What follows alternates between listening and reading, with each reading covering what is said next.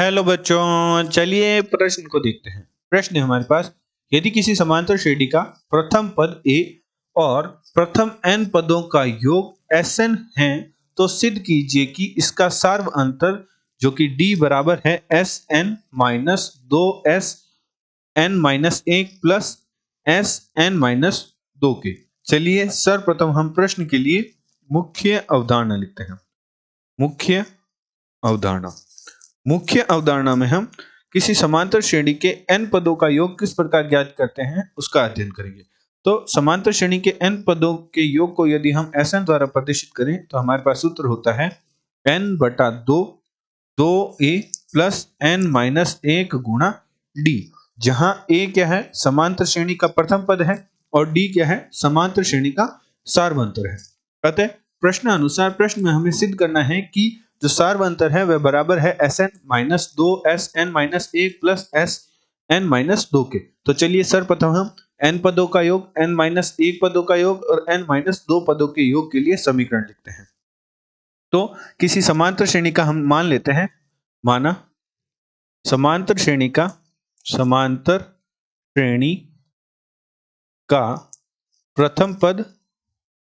प्रथम पद a है एवं सार्व अंतर d है।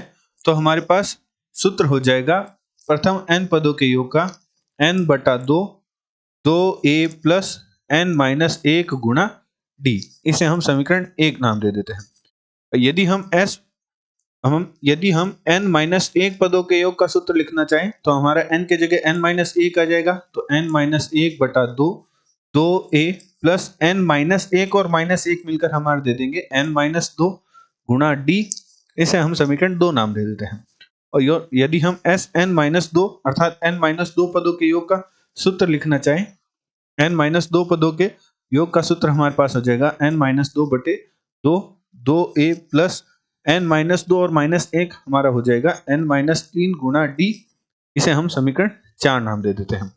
प्रश्न अनुसार प्रश्न में हमारे पास जो समीकरण दे रखी है, जो कि हमारे पास है, प्रश्न में हमारे पास समीकरण दे रखी है, हमें सिद्ध करना है d बराबर Sn minus 2 Sn minus 1 plus Sn minus 2। तो हम सर्वप्रथम दायां पक्ष ले लेते हैं। तो दायां पक्ष हमारे पास है Sn minus 2 Sn minus 1 plus Sn minus 2। तो समीकरण 1, 2 व एवं 3 से मान रखने पर तो हम Sn के जगह समीकरण 1 से लिख सकते हैं n बटा 2 गुणा में हमारे पास आ जाएगा 2a प्लस n माइनस 1 गुणा d, माइनस 2 गुणा में हमारे पास है n माइनस 1 के लिए हमारे पास सूत्र था n माइनस 1 बटा 2 गुणा में हमारे पास था 2a प्लस n माइनस 2 गुणा d, और प्लस हमारे Sn माइनस 2 का सूत्र था n माइनस 2 बटा 2a प्लस n माइनस 3 गुणा d के।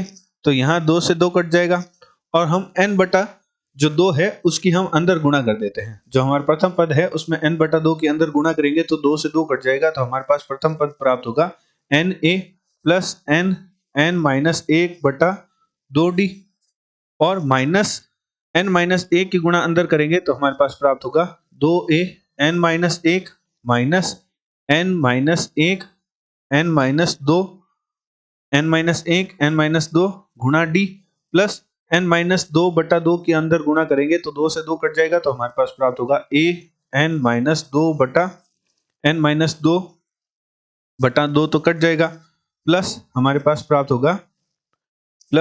प्राप्त होगा n माइनस 2 गुणा n माइनस 3 बटा हमारे पास 2 आएगा और गुणा में हमारे पास d आएगा।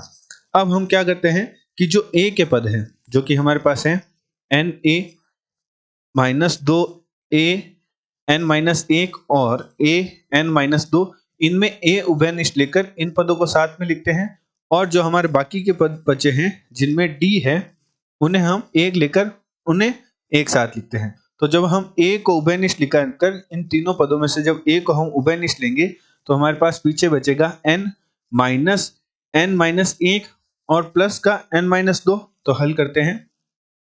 तो जब हम a को उभयनिष्ठ ले रहे हैं तो a को उभयनिष्ठ लेने पर हमारा प्रथम पद तो n आएगा, माइनस हमारे पास 2 गुणा n माइनस 1, तो 2 के अंदर गुणा कर देंगे तो माइनस का 2n और प्लस का 2 हो जाएगा। तो साथ में लिख देते हैं माइनस का 2n प्लस 2, और हमारे पास बचेगा अंतिम पद, हमारे पास बचेगा n माइनस 2, तो n माइनस 2 प्लस। अब हम d को उभयनिष्ठ लेते हुए अन्य पद लिखते हैं। तो जब d को उभयनिष्ठ लेंगे तो प्रथम पद हमारे पास आ जाएगा n माइनस 1 बटा 2। तो n की अगर गुणा करते हुए लिखे तो n का वर्ग माइनस n बटा 2 बनेगा। तो हमारे पास प्रथम पद बनेगा n का वर्ग माइनस n बटा 2। और अब जब हमारा d का अन्य पद है माइनस n माइनस 1 और n माइनस 2, तो जब हम n माइनस 1 की n माइनस 2 से गुणा करेंगे तो हमारे पास बन जाएगा n का वर्ग माइनस 3n प्लस 2। तो हमारे पास माइनस में प्राप्त होगा n का वर्ग minus 3n plus 2। n minus 1 गुणा n माइनस 2 को हमने लिख दिया n का वर्ग माइनस 3n प्लस 2, और हमारा जो अंतिम पद है वह है n माइनस 2 गुणा n माइनस 3। तो जब हम इनकी गुणा करेंगे तो हमारे पास प्राप्त होगा n का वर्ग माइनस 5n प्लस 6, और बटा में 2 है ही, तो हमारे पास प्लस में प्राप्त हो जाएगा n का वर्ग माइनस 5n प्लस 6 बटा 2 की पूरे की गुणा में हमारा d है।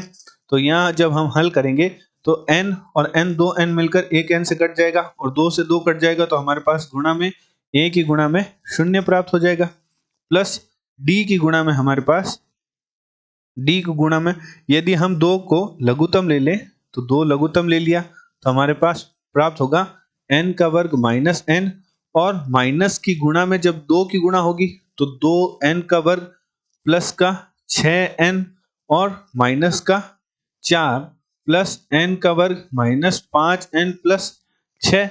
तो जब हम हल करेंगे तो n का वर्ग माइनस 2n का वर्ग और 1n का वर्ग, तो ये आपस में कट जाएंगे, माइनस n प्लस का 6n और माइनस का 5n, तो माइनस का 5n और माइनस का n हमारे पास माइनस का 6n हो जाएगा, तो ये 6n से कट जाएगा, और माइनस का 4 और प्लस का 6 हमें दे देंगे 2, तो d गुणा में हमारे पास आ जाएगा 2 बटा 2, तो हमारे पास प्राप्त होगा d।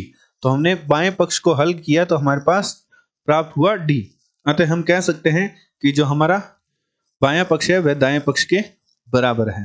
तो हमने मुख्य अवधारणा की सहायता से सिद्ध कर दिया कि हमारा जो d बराबर है एस एन माइनस 2 गुणा S N minus 1 plus S N minus 2 के। आशा करते हैं आपको प्रश्न काल समझ आया होगा। धन्यवाद।